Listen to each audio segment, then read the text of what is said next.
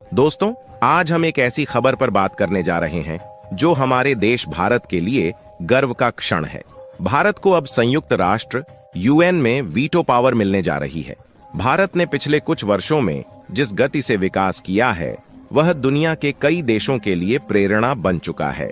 प्रधानमंत्री नरेंद्र मोदी और विदेश मंत्री एस जयशंकर के नेतृत्व में भारत की भूमिका वैश्विक मंच पर लगातार मजबूत होती जा रही है। हाल ही में संयुक्त राष्ट्र महासभा के अध्यक्ष डेनिस फ्रांसिस ने एक बड़ा ऐलान करते हुए कहा कि भारत अब यूएन की स्थायी सीट और वीटो पावर के लिए सबसे योग्य दावेदार है। उन्होंने यह भी कहा कि भारत जैसे लोकतांत्रिक देश को यूएन में नजरअंदाज करना अब संभव नहीं है।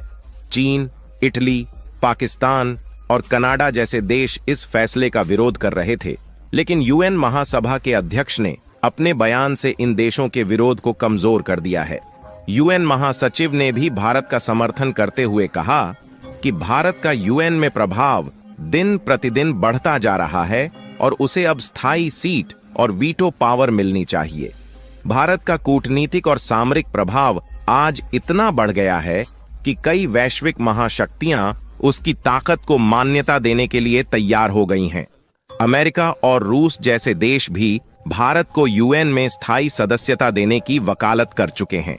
अगर भारत को वीटो पावर मिल जाती है तो यह देश के लिए एक ऐतिहासिक उपलब्धि होगी और इसका असर पूरे विश्व पर पड़ेगा।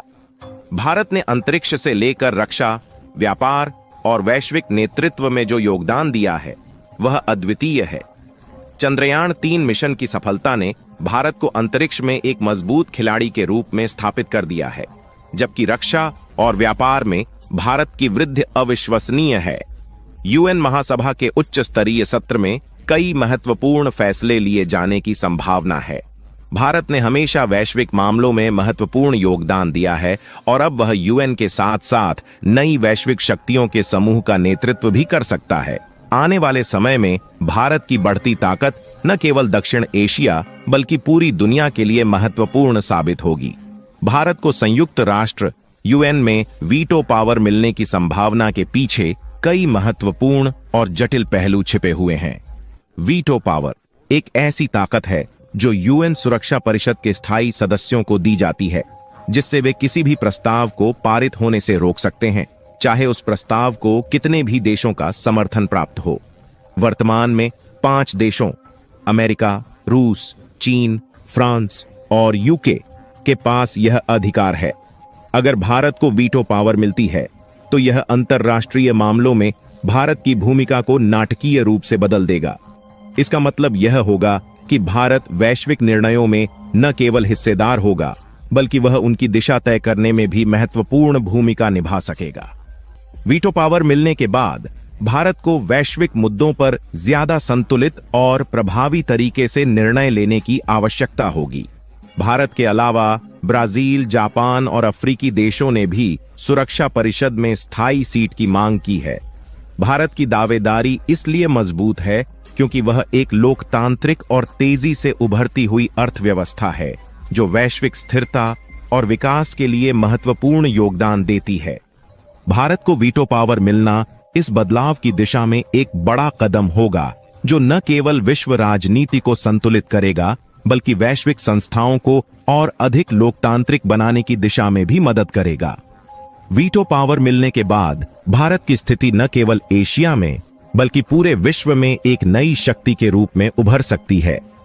इससे चीन और रूस जैसे देशों के साथ उसका शक्ति संतुलन बदल जाएगा। चीन, जो पहले से ही एशिया में प्रभावशाली है, भारत की इस नई स्थिति से काफी चिंतित रहेगा। चीन के साथ भारत की प्रतिद्वंद्विता पहले से ही तीखी है और वीटो पावर मिलने से यह मुकाबला और भी बढ़ सकता है। भारत को यह सुनिश्चित करना होगा कि वीटो पावर का उपयोग क्षेत्रीय तनावों को बढ़ाने के बजाय उन्हें हल करने में किया जाए।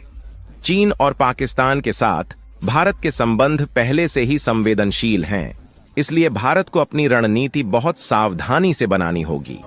भारत तेजी से एक आर्थिक महाशक्ति के रूप में उभर रहा है।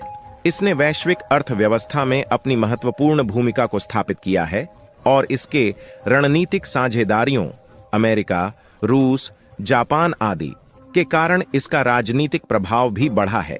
वीटो पावर मिलने से यह राजनीतिक शक्ति और आर्थिक शक्ति का संयोग हो जाएगा, जिससे भारत का वैश्विक नेतृत्व और अधिक मजबूत हो जाएगा। हालांकि आर्थिक ताकत होना और राजनीतिक वीटो पावर प्राप्त करना भारत के लिए चुनौतीपूर्ण हो सकता है।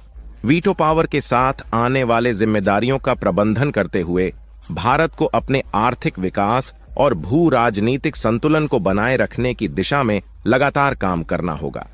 वैश्विक बाजार में भारत की भूमिका महत्वपूर्ण है, लेकिन उसे यह ध्यान रखना होगा कि राजनीतिक वीटो पावर का उपयोग सही समय और सही संदर्भ में हो। भारत ने लंबे समय से बहुपक्षीय मंचों पर अपनी आवाज को बुलंद किया है और विकासशील देशों के साथ अपने अनुभव साझा किए हैं। यह वीटो पावर न केवल भारत की ताकत को दर्शाएगी, बल्कि भारत को उन देशों का भी नेता बनाएगी जो वैश्विक राजनीति में अपनी जगह बना रहे हैं। इसके जरिए भारत एक नए तरह के वैश्विक नेतृत्व को जन्म दे सकता है, जो अन्य विकासशील देशों के साथ मिलकर काम करेगा। भारत का वीटो पावर पाना केवल उसकी अपनी जीत नहीं होगी, बल्कि यह उन देशों के लिए भी एक नई उम्मीद होगी जो यूएन में सुधार और समानता की मांग कर रहे हैं। भारत, जो हमेशा बहुपक्षीय वार्ता और सहयोग का समर्थक रहा है, अपने अनुभव का उपयोग करके एक नई वैश्विक संरचना का निर्माण कर सकता है। चंद्रयान 3 मिशन और भारत की रक्षा क्षमताओं में निरंतर सुधार से यह साफ है कि भारत तकनीकी और वैज्ञानिक रूप से एक अग्रणी राष्ट्र बन चुका है। भारत की इन क्षेत्रों में सफलता उसके वैश्विक प्रभाव को और बढ़ा देती है, जो यूएन में स्थायी सीट और वीटो पावर की मांग को और मजबूत करती है। भारत की तकनीकी और वैज्ञानिक प्रगति केवल उसकी आंतरिक विकास का परिणाम नहीं है, बल्कि यह वैश्विक समुदाय के लिए एक संदेश है कि भारत अब केवल एक उभरती हुई शक्ति नहीं है, बल्कि वह एक स्थापित और अग्रणी वैश्विक खिलाड़ी है।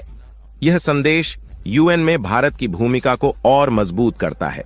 वीटो पावर प्राप्त करने के बाद भारत को कूटनीतिक रूप से और अधिक चुनौतीपूर्ण मुद्दों का सामना करना पड़ेगा। वैश्विक स्तर पर उसके फैसलों को और अधिक सावधानी और संतुलन के साथ लिया जाएगा। वीटो पावर के साथ भारत को वैश्विक मामलों में उसकी तटस्थता और सहयोग की भावना को बनाए रखना होगा। वीटो पावर के साथ भारत की जिम्मेदारी कई गुना बढ़ जाएगी।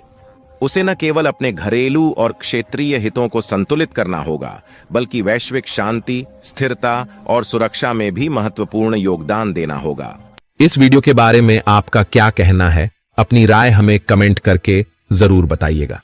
मिलते हैं आपसे अगले वीडियो में। जाते जाते कमेंट में लिख दीजिए जय हिंद, जय भारत।